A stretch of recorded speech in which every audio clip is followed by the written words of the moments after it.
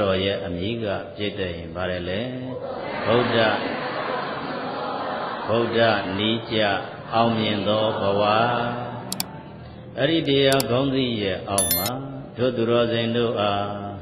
ဘယ်နှချက်လောက်ဟောပြောပြတာသင်ကြားပေးမလဲလို့ဆိုရင်စုပေါင်း3ချက်သင်ပေးမယ်ဘယ်နှချက်အဲ့ဒါတွေကဘာလဲပြောရင်နံပါတ်1အောင်မြင်ခြင်း2မျိုးတဲ့ပါတယ်လေနောက်နံပါတ်2ကပြစ္ဆုတ်ပံဘဝအောင်မြင်ကြောင်း4ပါးတဲ့ပါတယ်လေနောက်နံပါတ်3ကတမလွန်ဘဝအောင်မြင်ကြောင်း4ပါးတဲ့ပါတယ်လေအလုံးပေါင်းရင်ဘယ်နှချက်အဲ့ဒီ3ချက်ကိုယနေ့ညချွတ်ရောက်လာကြတဲ့အလုံးသောသူတော်စင်ပရိသတ်အပေါင်းသူတော်ကောင်းတို့အားဟောပြောပြသသင်ကြားပေးမှာဖြစ်ပါတယ်တို့သူတော်စင်များတရားတော်များကိုနာကြားခွင့်ရတဲ့အခိုက်အတန့်ကိုနာလိုက်တဲ့တရားကိုသိအောင်တတ်အောင်နားလည်အောင်နာရမယ်တဲ့ဘယ်လိုနာရမလဲဒီတို့သူတော်စင်များတရားပွဲကျင့်ပလို့တရားလဲနာကြားခွင့်ရလို့ကြနာတရားကိုနာကြားရင်အဲ့ဒီနာကြားတဲ့ပုဂ္ဂိုလ်တိုင်းမှာအကျိုးမရဘူးလားရတယ်ဒီတရားနာတဲ့ပုဂ္ဂိုလ်တိုင်းမှာရတဲ့အကျိုး5မျိုးရှိတယ်တဲ့ဘယ်နှမျိုးအဲ့ဒါဘာတွေလဲပြောရင်နံပါတ်1ကမျက်မှောက်ဘဝမှာတင်တရားသူတရားမြတ်ရနိုင်တယ်တဲ့ပြောကြည့်ပါဦးမျက်မှောက်ဘဝမှာတင်တရားသူတရားမြတ်ရနိုင်တယ်တို့သူတော်စင်များဒီဘဝဒီခန္ဓာရှိနေတဲ့အခိုက်အတန့်မှာပဲတရားတွေကိုနာကြားရင်နာထားတဲ့တရားအတိုင်းဘဝကိုလိုက်နာကျင့်သုံးပြီးတော့ဘဝနဲ့ဓမ္မတထထဲကြအောင်နေတတ်ရင်အဲ့ဒီပုဂ္ဂိုလ်ဟာမျက်မှောက်ဘဝမှာတင်တရားသူတရားမြတ်ရနိုင်တယ်တဲ့ပါတယ်လေမျက်မှောက်ဘဝမှာတင်တရားသူတရားမြတ်ရနိုင်တယ်နောက်နံပါတ်2ကကျမ်းမာရေးမကောင်းတဲ့အချိန်မှာတရားသူတရားမြတ်ရနိုင်တယ်တဲ့ပြောကြည့်ပါဦးကျမ်းမာရေးမကောင်းတဲ့အချိန်မှာတရားသူတရားမြတ်ရနိုင်တယ်အေးတို့သူတော်စင်များဘဝရတဲ့အခိုက်အတန့်နေကြတဲ့အခါကျမ်းမာတဲ့အချိန်နဲ့မကျမ်းမာတဲ့အချိန်မှာမတူဘူးပေါ့အေးကျမ်းမာရေးကောင်းနေတဲ့အချိန်မှာရှိတဲ့စည်းစိမ်ခံစားနိုင်တယ်ရှိတဲ့ဥစ္စာသုံးစွဲနိုင်တယ်အဖက်ဖက်ကပြည့်စုံနေသလောက်တို့သူတော်စင်များခံစားသုံးစွဲလို့မရဘူးလားရအေးကျမ်းမာရေးတွေမကောင်းတော့ဘူးဆိုရင်အဲ့ဒီပစ္စည်းတွေဘလောက်ပဲရှိသုံးဆောင်ခြင်းနဲ့စိတ်ရှိသေးလားကာမဂုဏ်ချမ်းသာရှိလဲခံစားခြင်းနဲ့စိတ်မရှိတော့လောကီစည်းစိမ်တွေဘလောက်ရှိသုံးစွဲခြင်းနဲ့စိတ်မရှိတော့အေးကျမ်းမာရေးမကောင်းတော့ဘူးဆိုတဲ့အချိန်ကြတော့ဘာရေးကြည့်သွားလဲလို့ပြောရင်နာထားတဲ့တရားလေ့လာထားတဲ့တရားသိထားတဲ့တရားရေးမကြည့်ဘူးလားရေးကြည့်တယ်အေးအဲ့ဒီအချိန်လေးမှာကိုယ်ကတရားတစ်ခုကိုကြနာထားလေ့ကျင့်ထားတာရှိရင်အဲ့ဒီပုဂ္ဂိုလ်ဟာကျမ်းမာရေးမကောင်းတာနဲ့ကျန်တဲ့အာယုန်တွေဘက်ကိုစိတ်မရောက်တော့ပဲနဲ့တက်စွမ်းသမျှသူတရားနဲ့သူပဲနေရင်းနဲ့ကျမ်းမာရေးမကောင်းတဲ့အချိန်မှာပဲဗာရသွားနိုင်လေတရားသူတရားမြတ်ရသွားနိုင်တယ်တဲ့ပေါင်းရင်ဘယ်နှမျိုးရ2မျိုးရမျက်မှောက်ဘဝမှာတင်တရားသူတရားမြတ်ရနိုင်တယ်ကျမ်းမာရေးမကောင်းတဲ့အချိန်မှာတရားသူတရားမြတ်ရနိုင်တယ်နောက်နံပါတ်3ကသေဂာနီးအချိန်မှာတရားသူတရားမြတ်ရနိုင်တယ်တဲ့ပြောကြည့်ပါဦးတရားသူတရားမြတ်ရနိုင်တယ်ဒီဘဝဒီခန္ဓာ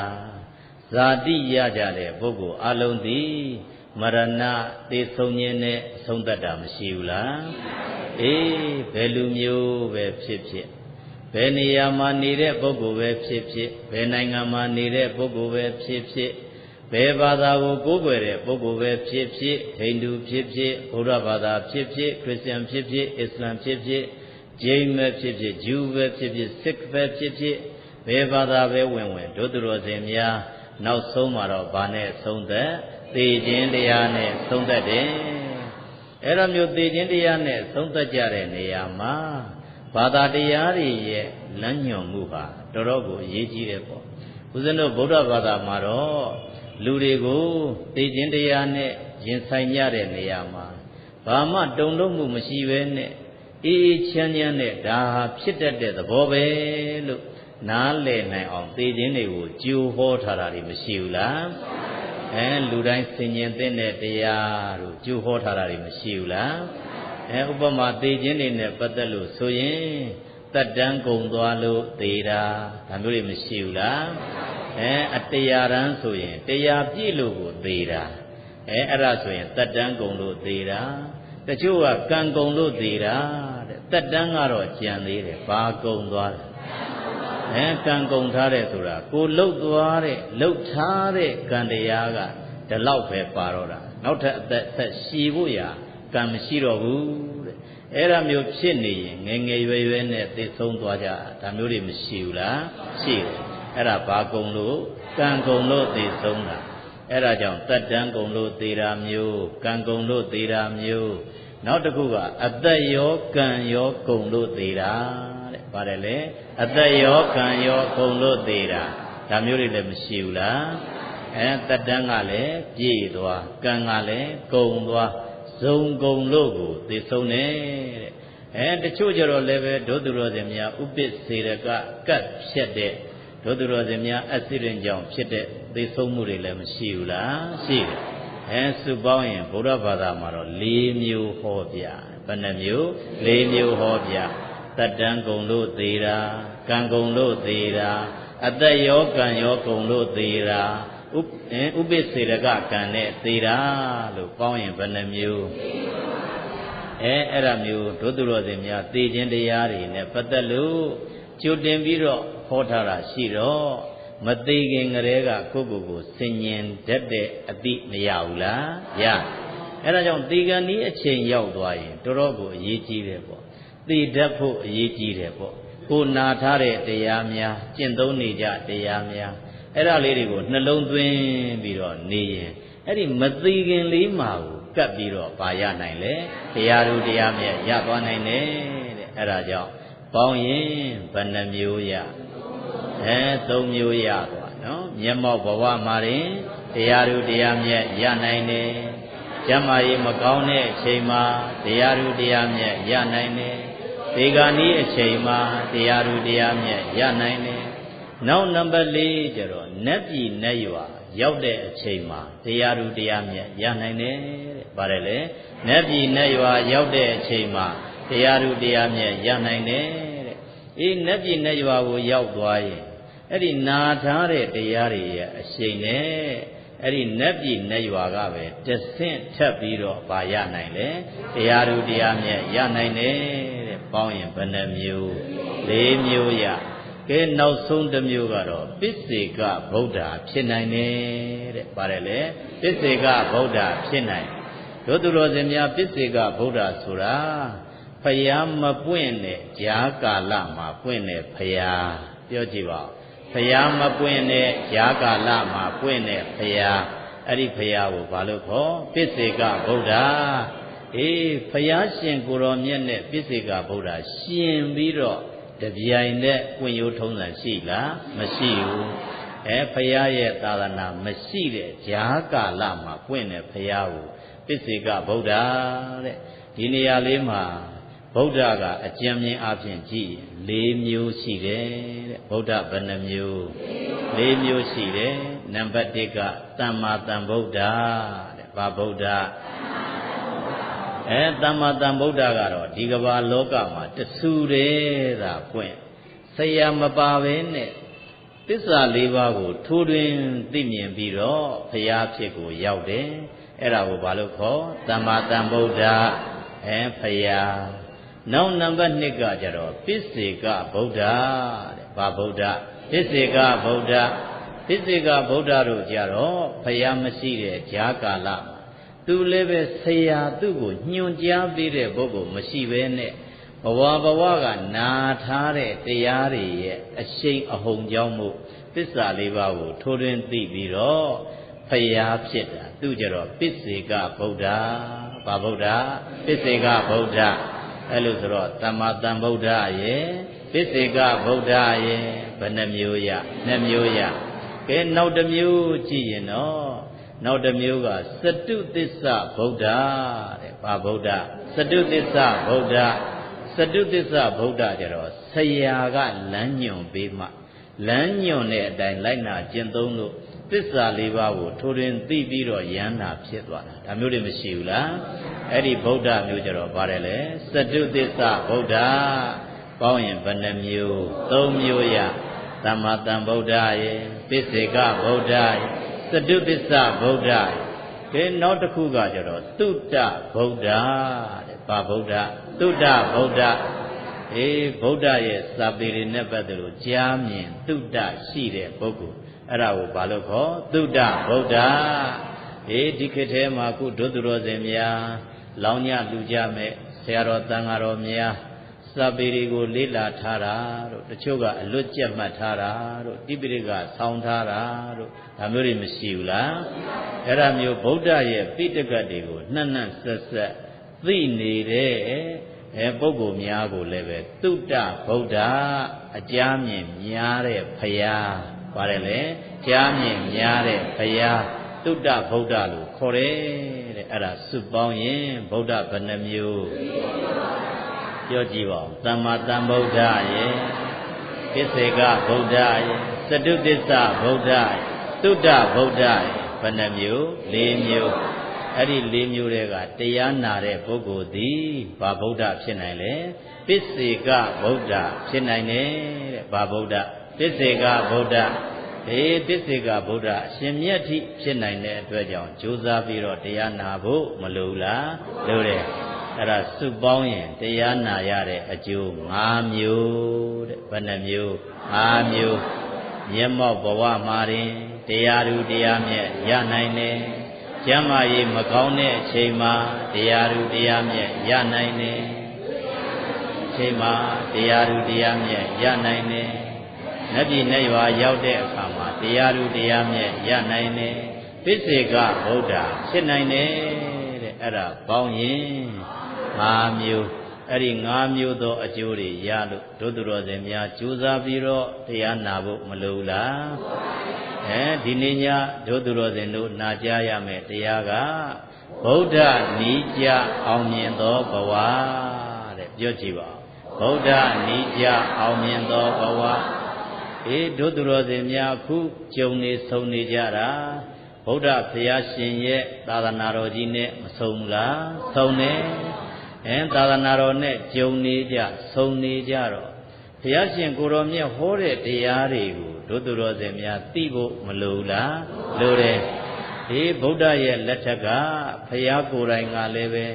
လိုက်လံပြီးတော့တရားတွေကိုဟောတယ်နီးနီးဝေးဝေးကျွတ်တန်းဝင်နိုင်လောက်တဲ့ပုဂ္ဂိုလ်တွေ့တယ်ဆိုရင်ဘုရားဟာဒေသစာရင်ခြေချင်းတစ်ခါလေကြွတော်မူတယ်ဇန်နေရပြီမဲ့ခြေချင်းကြွပြီးတော့ခရီးအဝေးထိသွားပြီးတရားတွေဟောတာပြောတာတွေမရှိဘူးလားရှိတယ်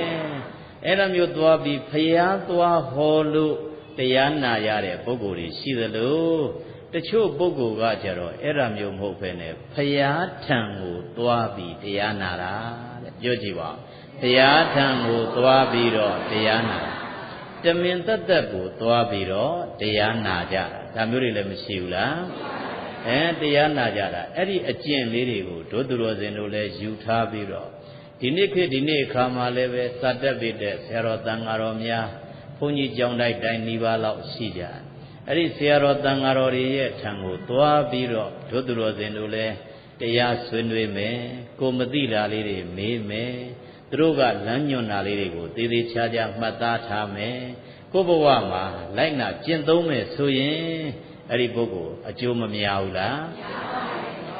အကျိုးများလိမ့်မယ်တဲ့ဗုဒ္ဓရဲ့လက်ထက်ကလည်းပဲဒီလိုလူတွေရှိတာပဲဒီနေ့ခေတ်ဒီနေ့ခါမှာလည်းလူတွေမရှိဘူးလားရှိကြဗုဒ္ဓရဲ့လက်ထက်ကလူတွေရဲ့ကျင့်သုံးပုံလေးတွေမှာကြည့်ရင်နမူနာအားဖြင့်ကြည့်ရင် ဝိသခာကျောင်းအမကြီးပေါ့ဘယ်ကျောင်းမှဝိသခာကျောင်းမကြီးကလည်းဖရာစီကိုခဏခဏရောက်တယ်နော်ဝိသခာကျောင်းမကြီးကသူကျောင်းဆောက်လုပ်ပြီးတော့လူတန်းတဲ့အချိန်ကနေစပြီးတော့သာသနာဘက်ကိုအများကြီးအထောက်ပံ့နေလဲပေးတယ်ဖရာစီကိုသွားပြီးတော့သူသိကျင်တာလေးတွေလည်းမေးတယ်ဖရာကလည်းပဲတခါတလေသူရောက်လာရင်စကားဆက်မှုပြောရင်နဲ့ဘုရားရှင်ကိုတော်မြတ်ကလမ်းညွှန်ပေးလိုက်တဲ့တရားတွေလည်းပဲရှိတယ်သူတို့ဒီတိုင်းနဲ့ဒုသူတော်စင်များသာသနာတော်နဲ့ပတ်သက်ပြီးသာသနာတော်ကိုမှန်မှန်ကန်ကန်ကိုးကွယ်စိတ်ကပ်တာမရှိဘူးလားရှိတယ်မှန်မှန်ကန်ကန်ကိုးကွယ်စိတ်ကပ်တာတွေရှိတော့သူတို့ဘဝလျှောက်လန်းတဲ့နေရာမှာကိုယ့်ဘာသာကိုယမ်းပြီးလျှောက်တာနဲ့စာရင်ဖရာလမ်းညွှန်ချက်လေးနဲ့အညီလျှောက်တာဘို့မကောင်းဘူးလားကောင်းတယ်ဒီနေရာလေးမှာဘဝလမ်းခရီးလျှောက်ကြတဲ့နေရာမှာသူရောကိုရောအောင်မြင်မှုမရကြဘူးလားရကြညအောင်မြင်တဲ့ဘဝဆိုတာသာသနာပေါင်းမှာနေလဲပဲအောင်မြင်တဲ့ဘဝကကောင်းတယ်လူဘဝနဲ့နေလဲပဲအောင်မြင်တဲ့ဘဝကမကောင်းဘူးလားကောင်းတယ်အောင်မြင်တဲ့ဘဝလေးရထားရင်ကိုယ်တိုင်လည်းပဲနေနိုင်ထိုင်နိုင်စားနိုင်တောက်နိုင်ပြည့်ပြည့်စုံစုံနဲ့ကိုပြည့်စုံနေတဲ့အတွက်ကြောင့်သူတစ်ပါးကိုပေးမယ်ကျွေးမယ်လူဒန်းမယ်အများကောင်းကျိုးတွေလုပ်မယ်ဘာသာသာသနာတော်အတွက်ကောင်းကျိုးတွေလုပ်မယ်ဆိုရင်လည်းပဲလုပ်ခွင့်တွေမသာဘူးလားသာတယ်အဲ့ဒါကြောင့်မို့အောင်မြင်တဲ့ဘဝရအောင်ကြိုးစားဖို့ပြောကြည့်ပါအောင်မြင်တဲ့ဘဝရအောင်ကြိုးစားဖို့အဲ့ဒါမျိုးကြိုးစားကြတဲ့နေရာမှာလည်းပဲဗုဒ္ဓနီးကြအောင်မြင်အောင်ကြိုးစားဖို့ပြောကြည့်ပါဗုဒ္ဓနီးကြအောင်မြင်အောင်ကြိုးစားဖို့ဗုဒ္ဓနီးကြဆိုတော့ဖျားပေးတဲ့နီးတွေကတော့ပစ္စုပန်ဘဝအတွက်ကြည်လည်းပဲကိုယ်လည်းမထိခိုက်ဘူးသူတစ်ပါးလည်းမထိခိုက်ဘူးကိုယ်ဘဝလည်းအောင်မြင်မှုရပစ္စုပန်တဘဝတွေမဟုတ်ဘဲနဲ့နောင်တန္တရာထိလှမ်းကြည့်လိုက်လို့ရှင်ရင်လည်းပဲအဲ့ဒီပုဂ္ဂိုလ်ကဘဝနေပြီးတော့မကြခဲ့တော့ဘူးတဖြည်းဖြည်းနဲ့ဘဝဟာမြင့်ပြီးတော့ကြာလေနိဗ္ဗာန်နဲ့နီးလေပြောကြည့်ပါကြာလေနိဗ္ဗာန်နဲ့နီးလေအဲ့ဒါမျိုးဖြစ်သွားတဲ့အတွက်ကြောင့်ဒုသူတော်စင်များတက်စွမ်းသမျှဗုဒ္ဓနီးကြအောင်မြင်တဲ့ဘဝကိုရှောက်လန်းဖို့မလိုဘူးလားလိုတယ်ဒီနေရာမှာအောင်မြင်တယ်ဆိုတဲ့အပိုင်းမှာအောင်မြင်ခြင်း2မျိုးရှိတယ်တဲ့အောင်မြင်ခြင်းဘယ်နှမျိုး2မျိုးရှိတယ်ပစ္စုပန်ဘဝအောင်မြင်ခြင်းနဲ့တမလွန်ဘဝအောင်မြင်ခြင်းတဲ့ပြောကြည့်ပါပစ္စုပန်ဘဝအောင်မြင်ခြင်းနဲ့တမလွန်ဘဝအောင်မြင်ခြင်းပစ္စုပန်ဘဝအောင်မြင်တယ်ဆိုပစ္စုပန်မှာဒုသူတော်စင်များပညာရေးစီးပွားရေးလူမှုရေးအောင်မြင်တာတွေမရှိဘူးလားအောင်မြင်တာတွေရှိတယ်ကြီးပွားချမ်းသာအောင်တိုးတက်အောင်ဒုသူတော်စင်များလုပ်နိုင်တာတွေရှိတယ်အဲ့ဒါမျိုးအောင်မြင်အောင်ကြိုးစားကြတဲ့အပိုင်းမှာပစ္စုပန်ဘဝအောင်မြင်အောင်ကြိုးစားရင်လည်းပဲဗုဒ္ဓနီးကြကြိုးစားဖို့မလိုဘူးလားလိုတယ်ဗုဒ္ဓနီးကြကြိုးစားပေးမယ်ဆိုရင်ပစ္စုပန်ဘဝမှာလည်းအပြစ်ကင်းစင်နဲ့မအောင်မြင်နိုင်ဘူးလားအောင်မြင်နိုင်တယ်နောက်အောင်မြင်နေပြီးစည်းစိမ်ဥစ္စာကိုရစ်မှုပြီးနေတာမဟုတ်ဘဲနဲ့နောင်တမလွန်ဘဝအတွက်ပါအောင်မြင်အောင်ဗုဒ္ဓနီးကြဆက်လက်ပြီးကြိုးစားဖို့မလိုဘူးလားလိုတယ်ဒီနေရာလေးမှာဒုသူတော်စင်များအောင်မြင်မှုကို2မျိုးမှတ်ထားရမယ်ပစ္စုပန်ဘဝအောင်မြင်ခြင်းနဲ့တမလွန်ဘဝအောင်မြင်ခြင်းပြောကြည့်ပါဦးအဲ့ဒီအောင်မြင်ခြင်းတွေနဲ့ပတ်သက်လို့ဘုရားရှင်ကိုရောမြတ်ကတရက်မှာသူ့ဘုရားစီကိုဝိသခအကြောင်းမကြီးရောက်လာပြီးတော့ဘုရားကိုဝိချအန္လပတန်လပလျှောက်ထားရင်းနဲ့တဏှာမှာထိုင်းနေတဲ့အဲ့ဒီဝိသခအကြောင်းမကြီးကိုဘုရားရှင်ကိုရောမြတ်ကတမင်သက်သက်ကိုဘဝနေတတ်အောင်ဘဝအောင်မြင်ကြောင်းတရားဟောပြတယ်တဲ့။ဘာတရားလဲအောင်မြင်ကြောင်းတရားဟောပြဘုရားက2ပိုင်းခွဲပြီးတော့ဟောပြီးတယ်။ဘယ်နှပိုင်း2ပိုင်းခွဲပြီးတော့ပစ္စုပန်ဘဝအတွက်ရဲ့တမလွန်ဘဝအတွက်ရဲ့ပြောကြည့်ပါဦးပစ္စုပန်ဘဝအတွက်ရဲ့တမလွန်ဘဝအတွက်ရဲ့ဟောပြအဲ့ဒီနေရာမှာပစ္စုပန်ဘဝအောင်မြင်ကြောင်း4ပါးဟောပြတယ်တဲ့ဘယ်နှပါးဟောပြ ပြစ္ဆုတ်ပံဘဝမှာအောင်မြင်ခြင်းရင်ဘယ်နှပါးလိုက်နာကျင့်သုံးရ၄ပါးလိုက်နာကျင့်သုံးပါတဲ့အဲ့ဒီ၄ပါးကဘာတွေလဲပြောရင်နံပါတ်1ကလုပ်ငန်းတွေကိုစနစ်တကျဆောင်ရွက်ခြင်းတဲ့ပြောကြည့်ပါဦးလုပ်ငန်းတွေကိုစနစ်တကျဆောင်ရွက်ခြင်းပြောကြည့်ပါဦးပါတယ်လေပြစ္ဆုတ်ပံဘဝအောင်မြင်ခြင်းရင်လုပ်ငန်းတွေလုပ်တဲ့နေရာမှာစနစ်ကြရမယ်တဲ့လုပ်ငန်းတွေလုပ်ရင်ဘာဖြစ်ရမလဲစနစ်ကြရတို့သူတော်စင်များစီးစနစ်ကြဖို့လိုသလားမလိုဘူးလားလိုတယ်ကိုလုပ်တဲ့လုပ်ငန်းတစ်ခုဟာထပြီးလုပ်လိုက်တာတော့မှန်တယ်စီးစနစ်မကြရင်အောင်မြင်သင့်သလောက်အောင်မြင်မှုရနိုင်ရဲ့လားမရနိုင်အဲ့ဒါကြောင့်မို့ကိုလုပ်ငန်းလုပ်လို့ရှိရင်မလုပ်ခင်ကနေကြိုတင်ပြီးတော့အဲ့ဒီလုပ်ငန်းကိုအရင်ဆုံးစိတ်ကူးနဲ့ပုံဖော်ဖို့လိုသလားမလိုလားစိတ်ကူးနဲ့ပုံဖော်ထားရမယ်ပလန်ချထားရမယ်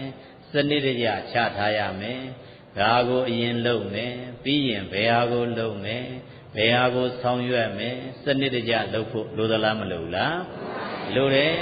တဲ့တို့သူတော်စင်များဘဝပြစ္ဆုတ်ပံဘဝအောင်မြင်ခြင်းနဲ့ဆိုရင်လုပ်ငန်းတွေကိုစနစ်တကျဆောင်ရွက်တတ်ရမယ်ပြောကြည့်ပါလုပ်ငန်းတွေကိုစနစ်တကျဆောင်ရွက်တတ်ရ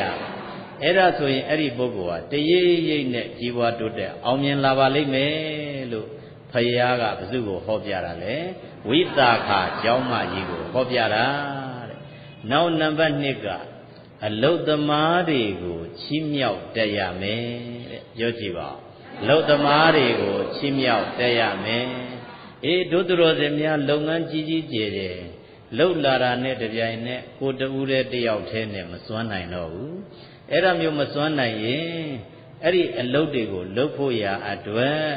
အလုတ်သမားခေါ်ရတာတွေမရှိဘူးလားရှိတယ်အလုတ်သမားခေါ်ရတယ်အဲ့ဒီအလုတ်သမားထဲမှာလည်းပဲအဆင့်ဆင့်ရှိတယ်ပေါ့သူ့ရဲ့အည်အသွေးအည်ချင်းလိုက်အလုတ်မျိုးမျိုးပေးကြရတာမရှိဘူးလားရှိတယ်အဲ့ဒါမျိုးဒုသူတော်စင်များအလုတ်သမားတွေခန့်ထားရင်တဲ့အဲ့ဒီအလုတ်သမားတွေနဲ့ပတ်သက်လို့မလုပ်တတ်ရမှာလေချီးမြှောက်တတ်ရမယ်အဲ့ဒီအလုတ်သမားတွေလုပ်ငန်းတွေနဲ့ပတ်သက်လို့လိုက်ပြီးတော့စနစ်တကျကြည့်အဲ့ဒါမျိုးကြည့်ရင်ဒီလုပ်ငန်းတွေသူတို့လုပ်ထားတာကြီးစီးမှုကဘယ်လောက်ရှိသလဲလှုပ်ဆောင်ချက်ကဘယ်လောက်ရှိသလဲဘယ်လောက်တသက်ရလုပ်တတ်သလဲအဲ့ဒီပုဂ္ဂိုလ်လုပ်ငန်းလုပ်တယ်ဆိုပေမဲ့အလုတ်သမားဟာတယောက်နဲ့တယောက်တူရဲ့လားမတူဘူးစိတ်ထားသိပြီးတော့မြင့်ညတဲ့ပုဂ္ဂိုလ်မျိုးကြတော့ကိုယ်အလုပ်လို့သဘောထားပြီးတော့ကြကြနာနာအလုပ်လုပ်တယ်အဲ့ဒါမျိုးလုပ်တဲ့ပုဂ္ဂိုလ်ဆိုရင်လေကိုယ်တိုင်ကသေသေးချာချာမှတ်သားထားပြီးတော့ချီးမြှောက်တဲ့နေရာမှာတိတိတသာချီးမြှောက်တတ်ဖို့လိုသလားမလိုလားလိုတယ်ဒီလုပ်ငန်းတွေနဲ့ပတ်သက်လို့သူတို့လှုပ်ဆောင်တာတွေပြီးစီးမှုကဘာလဲမပြီးသေးတာကဘာလဲနောက်အဲ့ဒီအလုပ်သမားတွေနဲ့ပတ်သက်ပြီးတော့သူတို့ရဲ့ကျန်းမာရေးတွေကိုလည်းကြည့်ပေးရမယ်တဲ့ကျန်းမာရေးသူတို့ကိုယ်တိုင်နေထိုင်ကောင်းမှုရှိမရှိကျန်းမာရေးအနေနဲ့ဘယ်လိုရှိသလဲနောက်သူတို့မိသားစုရဲ့စာဝတ်နေရေးတွေကိုလည်းလှမ်းပြီးတော့ကြည့်ပေးရမယ်တဲ့ဒီကိုလာပြီးတော့လုပ်နေတဲ့ပုဂ္ဂိုလ်ဟာနောက်ခံကဘယ်လိုလဲမိသားစုဘယ်နှဦးရှိသလဲ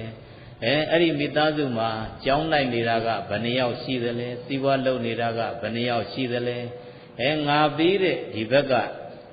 လစာနဲ့သူတို့ဟာမျှတမှုရှိသလားမရှိဘူးလားလို့အဲ့ဒါမျိုးကြကြနာနာချီးမြှောက်တတ်ရမယ်တဲ့အဲ့ဒါကြောင့်အလုတ်သမားတွေကိုဘာလုပ်တတ်ရမယ်ချီးမြှောက်တတ်ရမယ်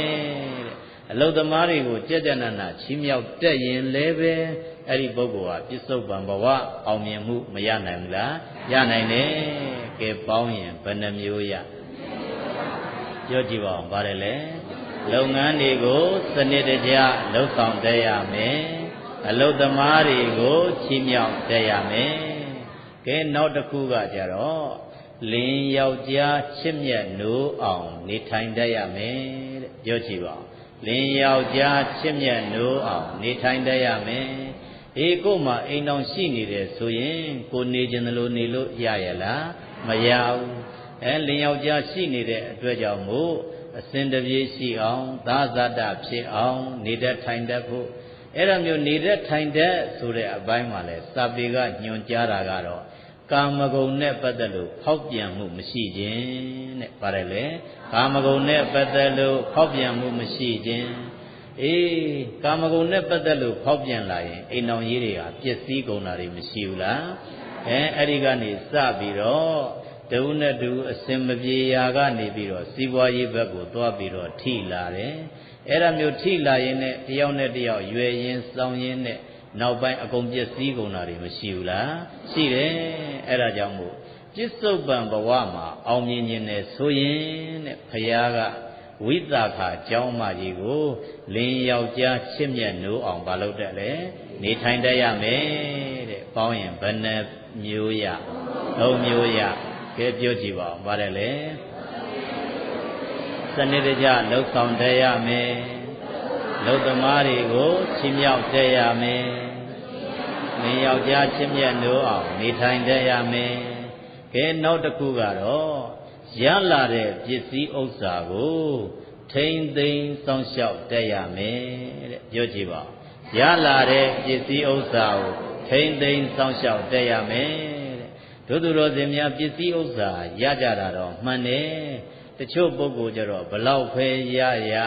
အဲ့ဒီရတာကိုထိမ့်နိုင်မှုသိမ့်နိုင်မှုမရှိတဲ့အတွက်ကြောင့်တိုးတက်မှုအောင်မြင်မှုမရတဲ့ပုဂ္ဂိုလ်တွေမရှိဘူးလားရှိတယ်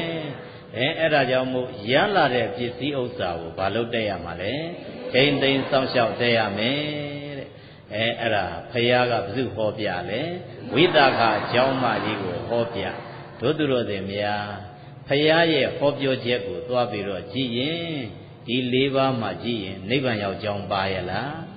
မပါသေးဘူးဟုတ်တယ်မို့လားအဲ့ဒါကြောင့်မို့လောကမှာနေရင်လောကလူသားတွေရဲ့နေရေးထိုင်ရေးနဲ့ပတ်သက်ပြီးတော့ဘုရားကလမ်းညွှန်ပေးတာတွေမရှိဘူးလားလမ်းညွှန်ပေးတယ်ဒီလင်ယောက်ျားနဲ့ပတ်သက်လို့ချစ်မြတ်နိုးအောင်နေရမယ်ဘာညာဆိုတာတကယ်တမ်းဘုရားပြောစရာမလိုဘူးလို့ထင်ကောင်းထင်လိမ့်မယ်ပေါ့ဒါပေမဲ့တဦးနဲ့တူသူ့ဘက်ကလည်းစီးပွားရေးရှိကိုယ့်ဘက်ကလည်းစီးပွားရေးရှိဝိသခါတို့ရထားတာကအဲ့ဒါမျိုးရထားတာနှစ်ဦးလုံးကလူချမ်းသာကြီးတဲ့ဖြစ်နေတဲ့အတွက်ကြောင့်သူ့မှန်ကိုယ်မှန်နေဖြစ်ပြီးတော့အိမ်တော်ရေးနဲ့ပတ်သက်လို့သွားပြီးထိကြိုက်မှာစိုးတဲ့အတွက်ကြောင့်ဘုရားကလှမ်းပြီးတော့လမ်းညွှန်ပေးတာတွေမရှိဘူးလားရှိတယ်အဲ့ဒါကြောင့်မို့ပြစ္ဆုတ်ပံဘဝတို့သူတော်စင်များအစဉ်တပြေနဲ့ဘဝကိုအောင်မြင်ခြင်းနဲ့ဆိုရင်ဘုရားပြောတဲ့ဒီ၄မျိုးလိုက်နာကျင့်သုံးလို့မရဘူးလားရတယ်ဒါကကြတော့ဘုရားကဘု து ကိုဟောတာလေဝိသခာကျောင်းမကြီးကိုဟောတာ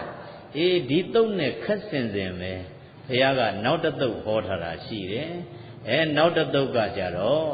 ဇာနုသောနိတုတ်တံတဲ့ဘာတုတ်တံဇာနုသောနိတုတ်တံအဲ့ဒီကြတော့ဇာနုသောနိကိုအကြောင်းပြုပြီးတော့ဒီတရားကိုဟောတာဘု து ကိုအကြောင်းပြုဇာနုသောနိကိုအကြောင်းပြုပြီးတော့တရားကိုဟောတာအချက်ကတော့ဒီ၄ချက်ဘယ်နှချက်လဲ၄ချက်ဒါပေမဲ့၄ချက်ကနည်းနည်းပါပါလေးကွာနေတာလေးတော့ရှိတယ်ပေါ့နော်အဲ့ဒါကြောင့်ဒုသူတော်စင်များဖယားကနေပြီးတော့ဝိသခာကိုဟောတာကဘယ်နှချက်၄ချက်ဖယားကနေဇာနုသောနိကိုဟောတာကလည်းဘယ်နှချက်၄ချက်အဲ့ဒီ၄ချက်ကိုလည်းတွဲပြီးတော့မှတ်သားထားတဲ့နဲ့အဲ့ဒီ၄ချက်ကကြတော့နံပါတ်1ကထကြွလုံလဝရိယရှိရမယ်တဲ့ပြောကြည့်ပါထကြွလုံလဝရိယရှိရမယ်ဇာနုသောနိကိုဟောတဲ့အခါကျတော့သင်လုပ်ငန်းလုပ်လို့ရှိရင်ထကြွလုံလဝရိယရှိရမယ်အဲ့ဒီထကြွလုံလဝရိယနဲ့ကြိုးစားအထုတ်မယ်ဆိုရင်အောင်မြင်မှုမရနိုင်ဘူးလားရနိုင်တယ်ဒီနေရာလေးမှာထကြွလုံလဝရိယနဲ့အလုတ်လုတ်ဆိုတဲ့အပိုင်းမှာလဲဘုရားကအကြံပေးတယ်ထကြွလုံလဝရိယနဲ့အလုတ်လုတ်တဲ့အခါ၃မျိုးနဲ့လုပ်ပါတဲ့ဘယ်နှမျိုးနဲ့၃မျိုးနဲ့နံပါတ်1ကဓက္ခကျွမ်းကျင်ရမယ်တဲ့ဘာလုပ်ရမလဲကျွမ်းကျင်ရကိုလုပ်တဲ့လုပ်ငန်းကိုဘာဖြစ်ရကျွမ်းကျင်ရမယ်တဲ့အဲ့ဒီကျွမ်းကျင်လို့ရှိရင်ထကြွလုံလဝရိယနဲ့ပေါင်းဆက်ရင်ပို့ပြီးတော့ပြစ္ဆုတ်ပံဘဝအောင်မြင်မှုမရနိုင်ဘူးလားရနိုင်တယ်အဲ့ဒါကြောင့်မို့နံပါတ်1ကဒုသူတော်စင်များဓက္ခနောက်နံပါတ်2ကအနာလတတဲ့ပြင်းရည်မှုမရှိရဘူးတဲ့ဘာမရှိရအောင်ပြင်းရည်မှုမရှိရအောင်ထ ထကြွလုံးလဝရိယနဲ့ကြိုးစားကြတဲ့အပိုင်းမှာပြင်းကြီးမှုမရှိနဲ့တဲ့ဘာမရှိနဲ့ပြင်းကြီးမှုမရှိနဲ့ကဲနောက်တစ်ခုကကြတော့ဥပါယဝိမန္တာတဲ့နီးစနစ်ပိုင်းမှာကျွမ်းကျင်ရမယ်တဲ့ပြောကြည့်ပါနီးစနစ်ပိုင်းမှာကျွမ်းကျင်ရ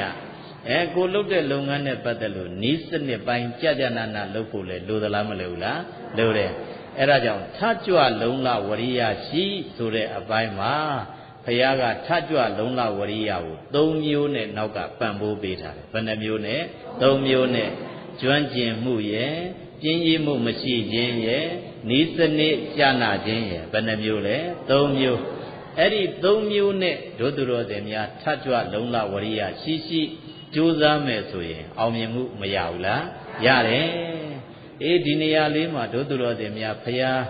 ဒီတရားကိုမဟောခင်ဇာနုသောဏိလျှောက်တာလေးရလဲစိတ်ဝင်စားစရာကောင်းဇာနုသောဏိကသူကလည်းပဲတမင်ဖရာစီကိုလာတာ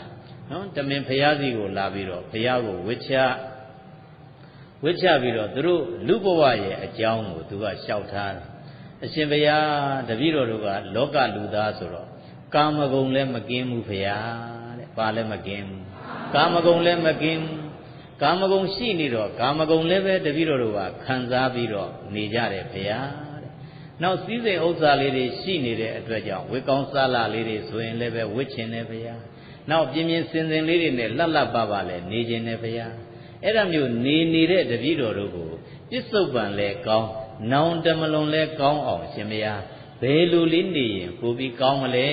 လို့အဲ့ဒါဘုရားကိုဘယ်သူကလျှောက်တာလဲဇာနုသောဏိကလျှောက်အဲ့ဒါမျိုးလျှောက်လို့ဘုရားကပြစ္ဆုတ်ပံကြီးပွားကြောင်းချမ်းသာကြောင်းနဲ့မှာနံပါတ်1ကထကြွလုံးလဝရိယရှိရမယ်တဲ့ဘာရှိရမယ်နောက်နံပါတ်2ကကြတော့ရလာတဲ့ပစ္စည်းဥစ္စာကိုထိမ့်သိမ်းစောင့်ရှောက်တတ်ရမယ်တဲ့ပြောကြည့်ပါဦးပစ္စည်းဥစ္စာကိုထိမ့်သိမ်းစောင့်ရှောက်တတ်ရအဲ့ဒီအချက်ကိုသွားပြီးတော့ကြည့်ရင်တော့ဇာနုသောဏိကိုဘုရားဟောတာနဲ့ဝိတာခါကိုဟောတာသွားပြီးတူးမနေဘူးလားတူးနေတယ်ဟိုမှာလဲရလာတဲ့ပစ္စည်းဥစ္စာကိုထိမ့်သိမ်းစောင့်ရှောက်တတ်ရမယ်လို့မပါဘူးလားပါတယ်ဒီမှာလည်းပဲရလာတဲ့ပစ္စည်းဥစ္စာကိုထိမ့်သိမ်းစောင့်ရှောက်တတ်ရမယ်တဲ့ဘယ်နှချက်ရပါနှစ်ချက်ရထကြွလုံးလဝရိယရှိရမယ်ရလာတဲ့ပစ္စည်းဥစ္စာကိုထိမ့်သိမ်းစောင့်ရှောက်တတ်ရမယ်ကဲနောက်တစ်ခုကတော့မိတ်ကောင်းဆွေကောင်းရှိရမယ်တဲ့ဘာရှိရမယ်ကြောက်ကြည့်ပါဦးဘာကောင်းရှိရမိတ်ကောင်းဆွေကောင်းရှိရဒုသူတော်စင်များလောကမှာနေလို့ရှိရင်ပြစ္ဆုတ်ပံဘဝကြီးပွားတိုးတက်အောင်နေတယ်ဆိုတဲ့အပိုင်းမှာကိုယ်တင်မဟုတ်ဘူးကိုယ်နဲ့ပေါင်းနေတဲ့မိတ်ဆွေလည်းပဲအရေးမကြီးဘူးလားအရေးကြီးတယ်မိတ်ဆွေကောင်းနေလို့ရှိရင်ပြစ္ဆုတ်ပံဘဝမှာအောင်မြင်မှုသူလည်းပဲမရနိုင်ဘူးလားရနိုင်အဲ့ဒါကြောင့်မိတ်ကောင်းဆွေကောင်းရှိရမယ်တဲ့ဘာရှိရမယ်မိတ်ကောင်းဆွေကောင်းရှိရမယ်ဆိုဒီနေရာမှာမိတ်ကောင်းဆွေကောင်းဆိုတော့ဘယ်လိုပုဂ္ဂိုလ်မျိုးကမိတ်ကောင်းဆွေကောင်းလဲဘယ်လိုတရားတွေကျင့်သုံးနေမှမိတ်ကောင်းဆွေကောင်းလဲလို့ပြောရင်တရား၄ပါးကျင့်နေရင်မိတ်ကောင်းဆွေကောင်းတဲ့တရားဘယ်နှပါး၄ပါးနံပါတ်1ကသတ္ထာတရားတဲ့ဘာတရားသတ္ထာတရားတရားတရားရှိတော့ဘုရားတရားအလုပ်လေးလုပ်တယ်ပေါ့တရားတရားရှိနေတဲ့အတွက်ကြောင့်ဘာသာရေးလုပ်ငန်းလေးလုပ်တယ်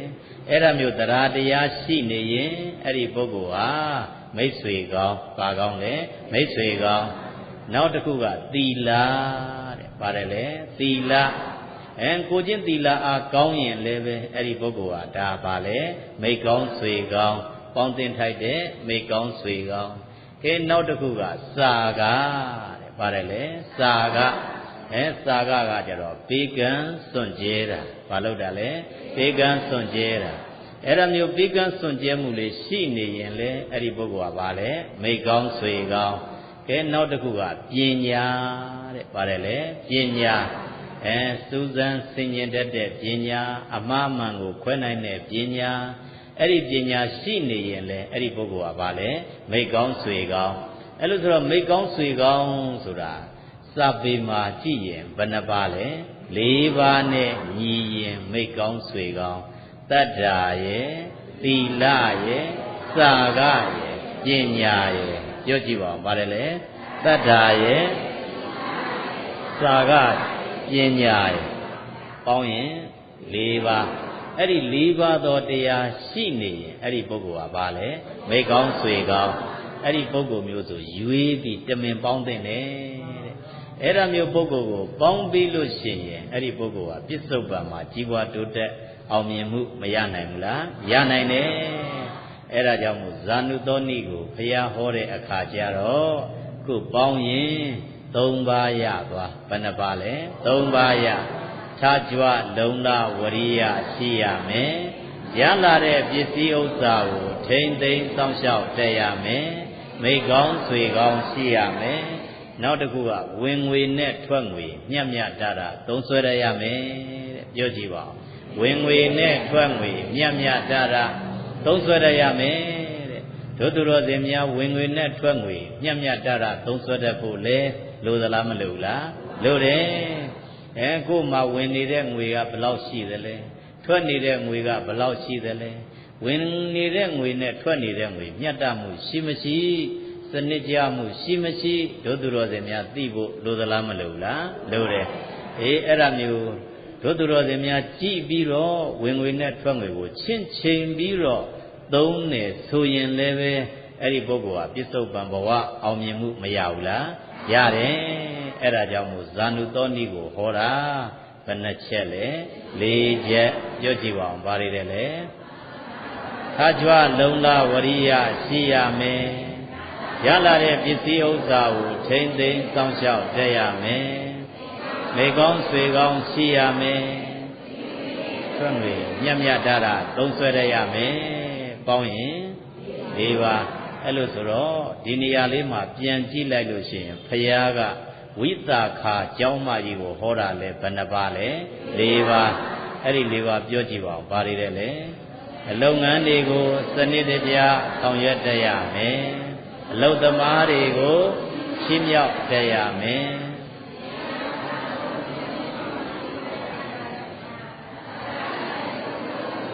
ထိမ့်သိမ်းစောင့်ရှောက်တတ်ရမယ်တဲ့ပေါင်းရင်ဘယ်နှပါလဲ၄ပါး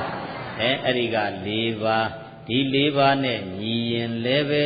အဲ့ဒီပုဂ္ဂိုလ်ဟာပြစ္ဆုတ်ပံဘဝကြီးပွားတိုးတက်အောင်မြင်မှုမရနိုင်ဘူးလားရနိုင်တယ်ဒီနေရာလေးမှာခုနကတော့ဖယားကဇာနုသောနိဟောတာကြတော့လေဘယ်နှပါလဲ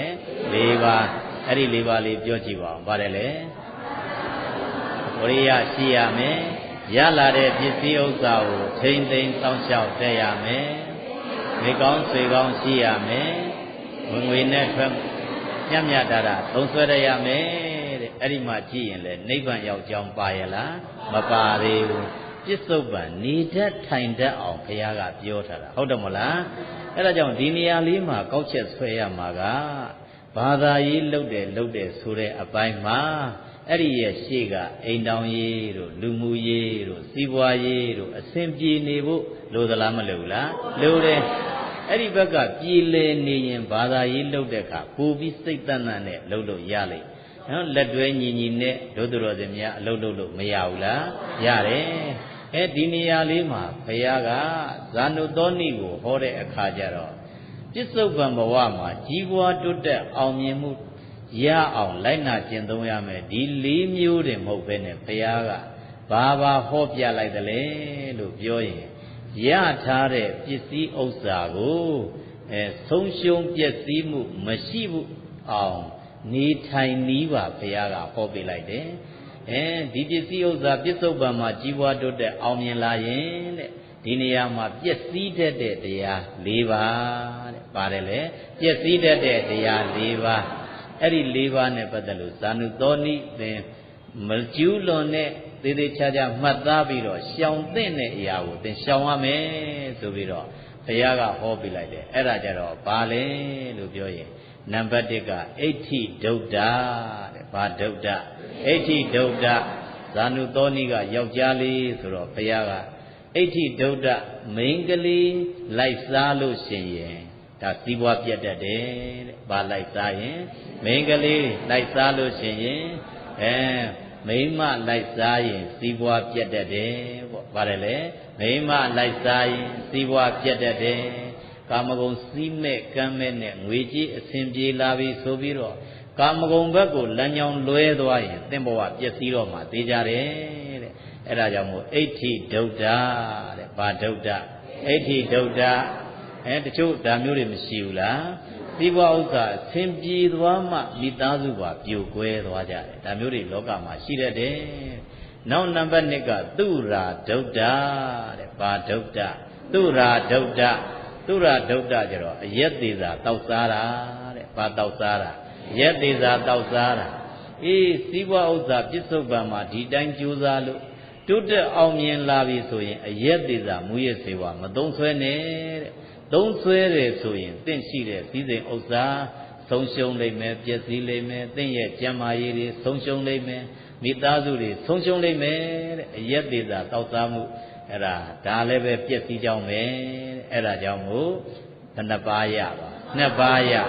ကဲနောက်တစ်ခုကအခဒုဒ္ဒတဲ့ဘာဒုဒ္ဒအခဒုဒ္ဒလောင်းကစားလုပ်ခြင်းတဲ့ဘာလုပ်ခြင်းလောင်းကစားလုပ်ခြင်းစီးပွားရေးလေးအစဉ်ပြေလာပြီဆိုရင်သင်လောင်းကစားတွေမလုပ်နဲ့ကြွေအံလောင်းတာတွေသွားပြီးတော့မလုပ်နဲ့ဒီခေတ်ထဲနဲ့ပြောမယ်ဆိုရင်တော့နှလုံးသုံးလုံးနေမလုပ်နဲ့ပေါ့အဲ့ဒါမျိုးတွေလုပ်ရင်ဘောလုံးပွဲတွေလောင်းရင်အဲ့ဒီပုဂ္ဂိုလ်ဟာတဖြည်းဖြည်းနဲ့ရတဲ့ရှိတဲ့စည်းစိမ်ဥစ္စာဆုပ်ယုပ်ပျက်စီးပြီးတော့သွားเสียအကြောင်းမရှိဘူးလားရှိတယ်အဲ့ဒါပေါင်းရင်ဘယ်နှပါးရ3ပါးရပါနော်မိမလိုက်စားခြင်းရဲ့ရဲသေးစာတောက်စားခြင်းရဲ့လောင်းကစားလုပ်ခြင်းရဲ့ကဲနောက်တစ်ခုကကြတော့ပါပမိတ်တာမိတ်ဆွေရုပ်ကိုပေါင်းသိခြင်းတဲ့ပြောကြည့်ပါဦးမိတ်ဆွေရုပ်ကိုပေါင်းသိခြင်းတဲ့မိတ်ဆွေရုပ်ကိုလည်းပဲသင်ပေါင်းသိတာ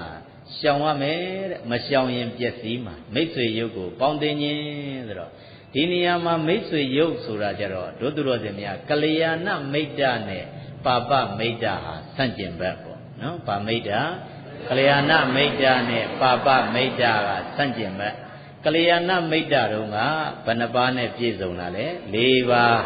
တရားသီလစာကပညာအဲ့ဒါနဲ့ပြည့်စုံရင်ကလျာဏမိတ်တပါပမိတ်တကြတော့အဲ့ဒီတရားတွေမရှိတာတရားမရှိတာသီလမရှိတာစာကမရှိတာပညာမရှိတာအဲ့ဒီပုဂ္ဂိုလ်မျိုးကိုပေါင်းသိမိတယ်ဆိုရင်တင့်ရှိတဲ့စည်းစိမ်ဥစ္စာပါတဖြည်းဖြည်းနဲ့ဆိုးရုပ်ပျက်စီးပါလိမ့်မယ်ဆိုပြီးတော့ဘုရားရှင်ကိုရောမြတ်ကဇာနုသောဏိကိုကြတော့ဥစ္စာစည်းပွားရှားပုံရောဥစ္စာစည်းပွားပျက်စီးကြောင်းပါထည့်ပြီးတော့ဟောပေးလိုက်တယ်တဲ့အဲ့ဒါကြောင့်ဒုသူတော်စင်များလည်းပဲမှတ်သားထားပြီးတော့ကိုယ်ဘဝကျင်လည်ကြတဲ့အပိုင်းမှာပြစ္ဆုတ်ပံဒီဘဝမှာအခုလိုက်နာကျင့်သုံးရမယ့်တရားလေးတွေမရဘူးလားရတယ်အဲ့ဒီတရားလေးတွေတိုင်းလိုက်နာကျင့်သုံးမယ်ဆိုရင်ဒုသူတော်စင်များပြစ္ဆုတ်ပံဘဝသေချာပေါက်တိုးတက်အောင်မြင်မှာမသေးကြဘူးလားသေကြတယ်အဲ့လိုဆိုတော့ပြစ္ဆုတ်ပံဘဝဒီလိုလေးတိုးတက်အောင်မြင်လာရင်ဒီစည်းစိမ်နဲ့ရည်မှုပြီးတော့ဒီလိုနေရမှာမဟုတ်ဘူးပေါ့ဘာလို့လဲပြောရင်သူ့မှာရောကို့မှာရောယဟန္တာမဖြစ်သေးသမျှတန္တရာလေရအောင်မှာပြောကြည့်ပါယဟန္တာမဖြစ်သေးသမျှတန္တရာလေရအောင်မှာသူလည်းပဲတန္တရာခရီးသွားကိုလည်းပဲတန္တရာခရီးသွားအဲ့လိုမျိုးတန္တရာခရီးသွားဖြစ်ကြတဲ့ပုဂ္ဂိုလ်တွေဖြစ်လို့ဒုသူတော်စင်များကိုယ်ဘဝဒီရှင်သန်နေတဲ့အခိုက်အတန့်မှာပြစ္ဆုတ်ပံတဘဝတင်ကြည်တာမဟုတ်ဖ ೇನೆ တမလွန်ဘဝအထိပါလှန်ကြည့်ဖို့လိုသလားမလိုဘူးလားလိုတယ်ဒုသူတော်စင်များခုဘဝတွေကဒီဘဝကသေဆုံးသွားလို့ရှိရင်အမျိုးမျိုးသွားဖြစ်ကြတာမရှိဘူးလားကိုယ်လုံရက်ကညံ့ရင်ငရဲထိုးကြသွားတယ်အဲ့ဒါမျိုးလူအဖြစ်ရှုံးပြီးတော့သွားသူတွေလည်းမရှိဘူးလားပြစ္ဆုတ်ပံဘဝမှာတော့ချမ်းချမ်းသာသာနဲ့နေသွားထိုင်သွားတယ်ဘာသာရေးမှလှုပ်သွားတာမရှိဘူးဆိုရင်သေဆုံးသွားရင်တချို့ငရဲထိုးကြသွားကြတယ်နောက်တချို့ကြတော့လည်းပဲဒုသူတော်စင်များဒီဘဝတော့လူဖြစ်ပြီးတော့နောက်ဘဝတိရိစ္ဆာန်ဘဝရောက်သွားကြတယ်ဒါမျိုးတွေလည်းမရှိဘူးလားတချို့ကတိရိစ္ဆာန်ဖြစ်သွားကြအဲ့ဒီဘဝမျိုးရောက်မှဒါနလုပ်ခြင်းနဲ့သီလဆောက်တည်ခြင်းနဲ့တရားဘာဝနာလုပ်ခြင်းနဲ့ရသေးလားမရတော့လုတ်ပိုင်ဝင်လည်းမရှိတော့လုတ်ရကောင်းမှလည်းမသိတော့ သူ့ကိုညွှန်ကြားပေးမဲ့ပုဂ္ဂိုလ်ရောရှိသေးလားမရှိတော့ဘူးအများကြီးဆုံးရှုံးသွားတိရစ္ဆာန်တကောင်ဖြစ်ရင်ငရဲကြတာတဲ့တောင်တို့သူတော်စင်များဆိုးစရာအကြောင်းတွေရှိတယ်ပေါ့ငရဲကတက်တန်းပြည့်ရင်လွတ်လာမှာတိရစ္ဆာန်တကောင်ကတော့ဖြစ်ပြီဆိုရင်တို့သူတော်စင်များအမှားပေါင်းများစွာနောက်ကဇင်လိုက်ဇက်တိုက်လိုက်လာတာမရှိဘူးလားညီကိုမောင်နှမတွေလည်းမသိတော့အဖေတွေလည်းမသိတော့အမေတွေလည်းမသိတော့လောက်ရက်တွေကလည်းပဲတို့သူတော်စင်များကြမ်းထမ်းကုန်တာတွေမရှိဘူးလားအဲ့ဒါကြောင့်မို့တရိစ္ဆာန်ဖြစ်သွားမယ်ဆိုရင်လည်းတော်တော်ကိုဆုံးရှုံးသွားတယ်နောက်တချို့ကကြတော့ဒီဘဝမှာနေနိုင်ထိုင်နိုင်စားနိုင်တောင်းနိုင်ကြည်ပွားချမ်းသာစည်းစိမ်နဲ့ပဲနေပြီးတော့အဲ့ဒီစည်းစိမ်ကိုသိပ်ပြီးတော့တက်မှတ်တွေ့တာပြီးနောက်ဘဝခရီးဆက်ကြတဲ့အခါအစွဲလန်းနေကြောင်းတန်ရောစဉ်နေကြောင်းတက်မှတ်မှုတဏှာတွေကြောင့်တို့သူတော်စင်များတချို့ကတစေတရေပြိတ္တာဖြစ်တာတွေမရှိဘူးလားရှိတယ်အဲ့ဒါမျိုးနေရာတွေရောက်သွားရင်လည်းပဲအဲ့ဒီပုဂ္ဂိုလ်ကဘဝမနစ်နာဘူးလားနစ်နာတယ်အဲ့ဒါကြောင့်မို့တို့သူတော်စင်များနောက်ဘဝကိုလည်းစဉ်းစားထားဖို့မလိုဘူးလားလိုတယ်တချို့ပုဂ္ဂိုလ်ကဒီဘဝကသေးတယ်လူတိုင်းပြန်ဖြစ်တယ်ဒါကြတော့အရင်တိုင်းပြန်ရတော့ဒါကောင်းတဲ့ဘဝတချို့ကဒီဘဝသေးတယ်နတ်ပြည်နတ်ရွာရောက်သွားတယ်တချို့ကကြတော့တို့သူတော်စင်များတရားအားထုတ်လို့တမထတွေအားထုတ်လိုက်တယ်ဒီဘဝကသေဆုံးသွားတယ်ဗြဟ္မာကြီးတွေသွားဖြစ်ကြတယ်ဒါမျိုးတွေမရှိဘူးလားတချို့ပုဂ္ဂိုလ်ကတော့ပြစ္ဆုတ်ပံဘဝမှာပဲသောတာပန်ဖြစ်တယ်သဂရဂံဖြစ်တယ်အနာဂံဖြစ်တယ်ယန္တာဖြစ်တယ်အဲ့ဒါမျိုးဘဝတွေကအမျိုးမျိုးရှိတဲ့အတွက်ကြောင့်မို့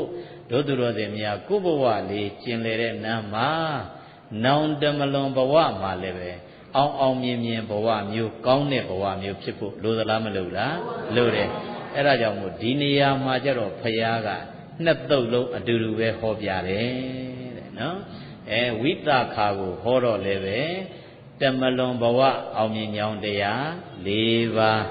ဇာနုသောနိကိုဟောပြတော့လေတမလွန်ဘဝအောင်မြင်ကြောင်းတရား၄ပါးဟောပြတယ်တဲ့အဲ့ဒီ၄ပါးကတော့အပေါ်မှာပါပြီးသားဆိုတော့တို့သူတော်စင်များအလွယ်တကူပါပဲနော်အဲ့ဒါဘာတွေလဲပြောရင်နံပါတ်1ကတရားတရားရှိရမယ်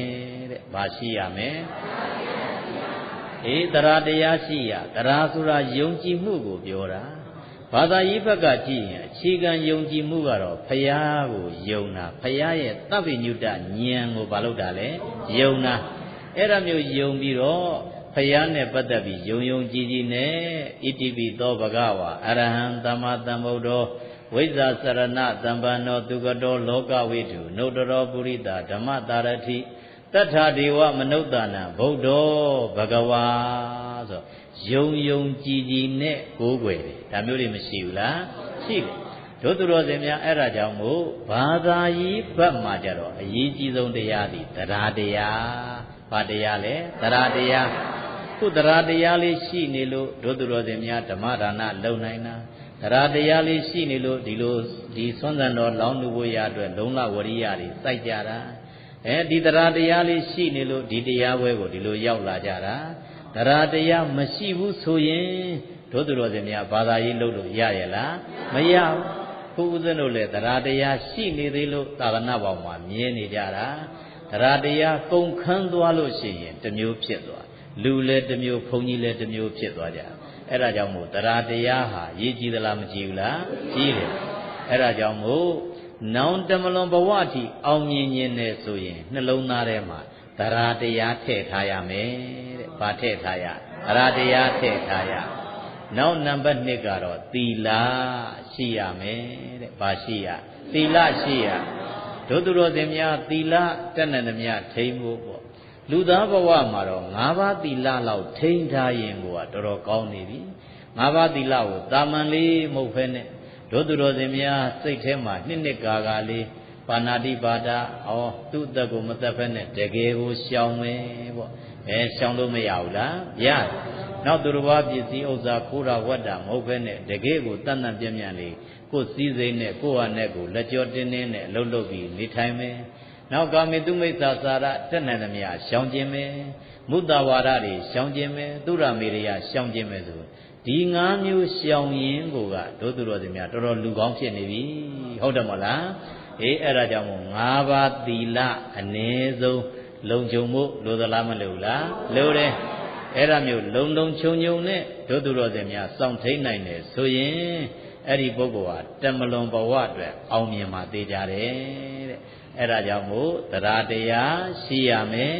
သီလရှိရမယ်နောက်တစ်ခုကစာကရှိရမယ်တဲ့ဘာရှိရမယ်အေးစာကဒုသူတော်စင်များစာကဆိုတာဘေးကန်းတာစွန့်ကြဲတာအဲ့ဒီဘေးကန်းတာစွန့်ကြဲတာရဲ့ဆန့်ကျင်ဘက်ကတော့မစ္စရိယဝန်တူတာတဲ့မစ္စရိယဘာလို့တာဝန်တူတာကိုရှိနေတဲ့စည်းစိမ်ဥစ္စာကိုဘယ်ဟာမှသူတစ်ပါးကိုမပေးနိုင်မကမ်းနိုင်တဲ့သဘောနော်ဝန်တူတယ်ဆိုရင်တို့သူတော်စင်များပစ္စည်းဥစ္စာနဲ့ပတ်သက်လို့လဲဝန်တူတာပဲနေရာနဲ့ပတ်သက်လို့လဲဝန်တူတာပဲအတိတရားနဲ့ပတ်သက်လို့လဲဝန်တူတာပဲကြော်ကြားထင်ရှားမှုတွေနဲ့ပတ်သက်လို့လဲဝန်တူတာပဲဒါမျိုးတွေမရှိဘူးလားနောက်ဆွေမျိုးမိတ်သင်္ကနဲ့ပတ်သက်ပြီးတော့လဲဝန်တူတယ်သူတစ်ပါးနဲ့အပေါင်းအသင်းဖြစ်သွားမှာသူတစ်ပါးနောက်ပါသွားမှာအဲ့ဒါမျိုးအမျိုးမျိုးလှည့်ပြီးတော့ဝန်တူတာကမစ္စရိယပါတယ်လေမစ္စရိယအဲ့ဒီမစ္စရိယအာကြီးရင်စာကဖြစ်ပါမလားမဖြစ်နိုင်ဘူးအဲ့ဒါကြောင့်စာကပြီးကန်းစွန့်ကြဲခြင်းကိုပြောတာတဲ့အဲ့ဒါကြောင့်မို့လောကလူဘဝနဲ့နေနေဘုန်းကြီးယံဘဝနဲ့နေနေတက်နိုင်သမျှပြီးကန်းမှုစွန့်ကြဲဖို့လိုသလားမလိုလားလိုတယ်အဲ့ဒါကြောင့်မို့နောင်တမလွန်ထိဘဝကိုအောင်မြင်မြင်နဲ့မျှော်မှန်းထားတယ်ဆိုရင်တရားရဲ့သီလရဲ့စာကနောက်တစ်ခုကတော့ပညာတဲ့ပညာရှိရမယ်တဲ့ဘာရှိရမယ်ပညာရှိရမယ်ဆိုတော့ဒီနေရာမှာပညာကိုတော့စာပေမှာတော့ဥဒယထဂ ामि နိယလို့နော်အဖြစ်အပျက်ကိုသိတဲ့ပညာပြောကြည့်ပါအဖြစ်အပျက်ကိုသိတဲ့ပညာအဖြစ်အပျက်ကိုသိတဲ့ပညာဆိုတော့အဖြစ်အပျက်လို့ပါလာလို့ရှင်ရင်ဒါဝိပဿနာဘက်ကိုရောက်သွားတာဟုတ်တယ်မဟုတ်လားသူ့ရဲ့ရှေ့မှာကြည့်လို့ရှိရင်ဘာဉာဏ်ရှိတုံဆိုရင်သမတနာဉာဏ်ရှိတယ်သမတနာဉာဏ်ရဲ့ရှေ့မှာကြည့်ရင်ပစ္စယပရိက္ခဉာဏ်ရှိတယ်ပစ္စယပရိက္ခဉာဏ်ရဲ့ရှေ့ကိုကြည့်ရင်နာမရူပပရိစ္ဆေဒဉာဏ်ရှိတယ်ဆိုတော့အဖြစ်အပျက်ကိုသိတာရဲ့ရှေ့မှာတို့သူတော်စင်များသမထကိုအားထုတ်ပြီးတော့ရနိုင်တဲ့ရှေ့မှာဉာဏ်တွေမရှိဘူးလားရှိတယ်ရှေ့မှာအစဉ်လေးတွေနာမရူပပရိစ္ဆေဒဉာဏ်ဆိုရင်ရုပ်တရားကဒါနံတရားကဒါဥပမာဖြင့်ထွက်လေဝင်လေလေးကိုပဲကြည့်လိုက်လို့ရှိရင်တို့သူတော်စင်များထွက်လေဝင်လေမှတ်လို့မရဘူးလားရတယ်လေထွက်တယ်ဆိုလို့ရှိရင်လည်းပဲ၃ချက်လောက်နဲ့မှတ်မယ်ပေါ့လေထွက်တယ်ထိတယ်သိတယ်ဟုတ်တယ်မဟုတ်လားလေဝင်ရင်လည်းဝင်တယ်နှာသီးပြားကိုထိတယ်ပြီးရင်သိတယ်အဲ့ဒီအချက်လေးတွေမှာသွားပြီးတော့ကြည့်ရင်လေကလည်းပဲဝင်လာတဲ့လေကလည်းရုပ်တရားထိသွားတာလေရုပ်တရားထိတာကိုသိတာကနံတရားဒါဆိုရင်ရုပ်တရားနဲ့နံတရားအဲ့ဒါမျိုးခွဲပြီးတော့သိရင်ဒါနာမရူပပရိစ္ဆေဒဉာဏ်လေထွက်တဲ့နေရာမှာလဲထွက်တဲ့လေရဲ့ထိသွားတဲ့နေရာရဲ့ကရုပ်တရားထိတာလေးကိုသိတာကနံတရားအဲ့ဒါမျိုးသိသွားရင်နာမရူပပရိစ္ဆေဒဉာဏ်ဒါရုပ်တရားနံတရားပိုင်းပိုင်းခြားခြားသိပြီးရင်နောက်တစ်ဆင့်လာတာကရုပ်ကလည်းအကြောင်းကြောင့်အကျိုးဖြစ်တာနာမ်ကလည်းအကြောင်းကြောင့်အကျိုးဖြစ်တာအကြောင်းရှိလို့အကျိုးရှိနေတာပြောကြည့်ပါအကြောင်းရှိလို့အကျိုးရှိနေတာအဲ့ဒီအစဉ်မျိုးထိရောက်သွားလို့ရှိရင်ပစ္စယပရိက္ခဉာဏ်ဖြစ်သွားမှာဟုတ်တယ်မလားအဲ့ဒီရဲ့နောက်ကိုသွားမှနာမဒုသရောစင်များဒီသမတနာဉာဏ်ကကြတော့သုံးသက်ဆင်ញင်ခိုင်းတာဘာလို့ခိုင်းတာသုံးသက်ဆင်ញင်ခိုင်းတာရုပ်တရားနံတရားပေါ်မှာသုံးသက်ဆင်ញင်လိုက်တဲ့အတွက်ကြောင့်နောက်လာတဲ့ဟာကတို့ဥဒိယဘယဉာဏ်အဖြစ်အပျက်ကိုသိတဲ့ဉာဏ်ဘာဉာဏ်လဲအဖြစ်အပျက်ကိုသိတဲ့ဉာဏ်အဲ့ဒါဆိုရင်ဝိပဿနာဘက်စတော့ဟုတ်တယ်မဟုတ်လားနော်အဲ့ဒါကြောင့်မို့ခုဒီဉာဏ်ဆိုတဲ့အပိုင်းမှာကိုကသွားရမှာကဥဒိယထဂ ामि နိယအစဉ်မျိုးထိအဖြစ်အပျက်ကိုသိတဲ့အစဉ်မျိုးထိရောက်အောင်သွားဆိုတော့စွမ်းနိုင်တယ်မလားသမထဝိပဿနာလုပ်ဖို့လိုသလားမလိုဘူးလားလိုတယ်သမထကတမာရီအားကောင်းအောင်သွားတယ်သမထယာနိကနဲ့ရှေ့ကသွားပြီးဝိပဿနာယာနိကကိုပြောင်းပြီးတော့ရုပ်တရားနံတရားရဲ့အပေါ်မှာအနိစ္စဒုက္ခအနတ္တလို့ထူးထူးခြားခြားမြင်အောင်ကြည့်တတ်တဲ့ဝိပဿနာပညာမျိုးရအောင်သွားဖို့လိုသလားမလိုဘူးလားလိုတယ်အဲ့ဒါမျိုးသွားမယ်ဆိုရင်ဒ ဒုသူတော်စင်တို့မှာအလုံးစုံသွားလိမ့်မယ်တရားသီလစာကပညာဘယ်နှပါလဲအဲ့ဒီ၄ပါးလုံးစုံသွားပြီဆိုရင်အဲ့ဒီပုဂ္ဂိုလ်သိကြတယ်ဒီဘဝတဲ့အောက်ကြနောက်ကြတော့ဘယ်တော့မှမဖြစ်တော့ဘူးဆိုတာဒုသူတော်စင်များမှတ်သားထားဖို့မလိုလားလိုတယ်အဲ့ဒါကြောင့်မို့ကိုယ်ဘဝလေးလျှောက်လန်းကြတဲ့အပိုင်းမှာအောင်မြင်တဲ့ဘဝကိုလျှောက်လန်းနိုင်အောင်ကြိုးစားဖို့လိုသလားမလိုလားအဲ့ဒါမျိုးကြိုးစားကြတဲ့အပိုင်းမှာလည်းပဲဗုဒ္ဓနီးကြအောင်မြင်သောဘဝကအသင့်မြင့်တယ်ပြောကြည့်ပါဗုဒ္ဓနီးကြအောင်မြင်သောဘဝကအသင့်မြင့်အခုဒီမှာကြည့်လိုက်ရင်ပစ္စုပန်ဘဝမှာလည်းအောင်မြင်ကြောင်းတရားတွေဘုရားဟောတာမရှိဘူးလားရှိတယ်နောင်တမလွန်ဘဝအထိပါလှမ်းပြီးအောင်မြင်ကြောင်းတရားတွေကိုဟောပြောပြသထားတာဖြစ်တဲ့အတွက်ကြောင့်ဗုဒ္ဓလက်ထက်ကလူတွေနေပုံထိုင်ပုံလေးကိုခေတ်လူဖြစ်ကြတဲ့ပုဂ္ဂိုလ်များကအတုယူအတုခိုးပြီးတော့လိုက်နာကျင့်သုံးကြဖို့မလိုဘူးလားလိုတယ်ဗုဒ္ဓလက်ထက်အခါက